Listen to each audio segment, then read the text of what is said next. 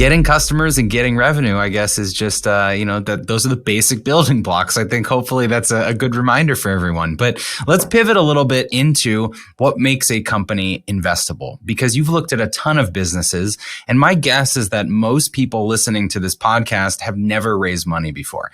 And so when they decide that this could be an option for them, how do they even dip their toe in the water? How do you start meeting investors? How do you just get educated about all this?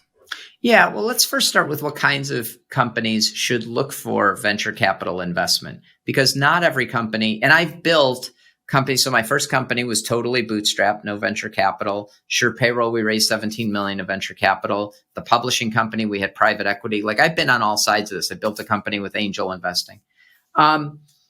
So some businesses are capital intensive. The payroll business was one of them. We had to invest a lot of money. And when I say a lot of money, millions of dollars, literally, in both hardware and software infrastructure before we could process our first payroll. There was no AWS back then. We had to buy physical servers. We had to write everything from scratch.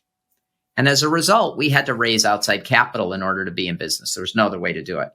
Contrast that with my first business, the consulting business, where it was custom software development.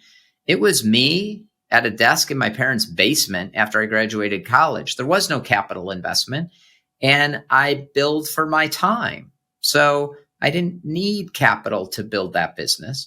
And so the first business was one that you rarely see venture capital investments in service businesses for that reason. They don't need the outside capital. They also don't grow as fast. It's hard to grow. I mean, I joked we doubled every year, which was a lot of growth for that business. But a good software business, a good SaaS business can grow much faster than that because there aren't limitations. There isn't friction to growth. It's just signing up another customer.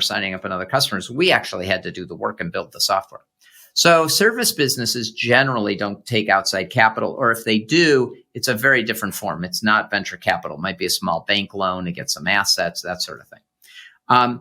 As a venture capital investor, we're investing in early stage companies, all digital technology for us, that are generally high risk, high return. So there's a lot of risk in these companies. You're putting in a lot of money before they have customers sometimes, or when they have relatively few customers. And so a lot of them go out of business. We know, a high percentage of entrepreneurs end up being multiple time entrepreneurs, because sometimes it's because they sell their business, but sometimes because they go out of business.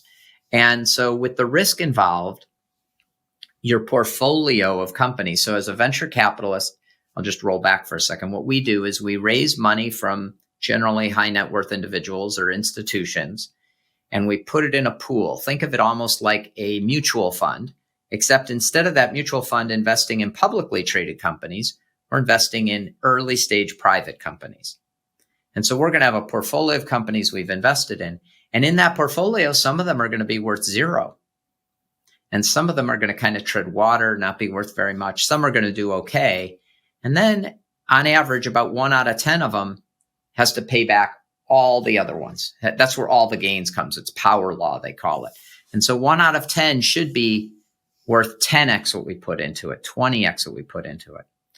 And so what that means is that if you're trying to raise money from a venture capitalist, you have to be able to, with credit, make the case that your company will be worth 10 times or 20 times as much as it is today when they invest.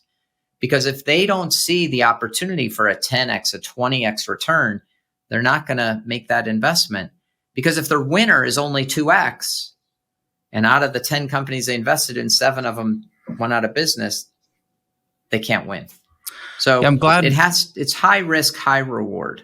I'm glad you started there, because as a qualifier, it is important to say that not every business should go out and try to get money, because it could be a big waste of time for them to only go down this path and get rejected over and over again, because fundamentally their business, their market, their service just can't scale in the way that could pay back a venture capital fund.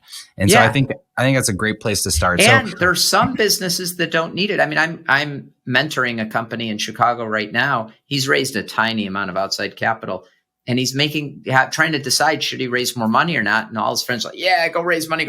I'm looking at him, I'm saying, you don't need to raise money.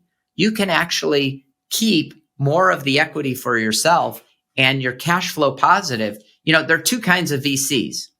So the first we already talked about, those are venture capitalists. But the second kind of VC is a valued customer. And I would much rather see you build your company with the second kind of VC, have more valued customers. And I don't think venture capital is for everybody. It is not. It is for a very small select percentage of companies. Most companies don't have that kind of risk reward profile and shouldn't. And so they're much more traditional. There's some bank loans and there's some other things that people will do to get them off the ground. And that's awesome. It gets a lot of attention because you see some of the biggest companies ending up being VC backed, but it is the vast minority. So what's the use of capital that you want to hear from somebody that should be venture backed? Like somebody comes and says, I want to put money into XYZ. What is the right answer there that means they should be venture backed as opposed to just go get a bank loan, just fund it with profits, that sort of thing? Yeah. So the best pitch is probably the pitch that says, our trajectory looks like this and we're going to be fine. We don't need any venture capital, but with venture capital, we can make the trajectory look like that. And it's the delta between what we would do and what we could do that makes it really interesting. And for that, they're willing to give up a percentage of their company. And the reason that's compelling is for both the investor and the operator. So from the operator standpoint, if you're the owner of the company that's doing nicely, your back isn't against the wall. You're not forced to take any terms or any deal. You are in the driver's seat when it comes to negotiating that deal. But you realize that if you did have more capital, you could grow faster and you know exactly what it is.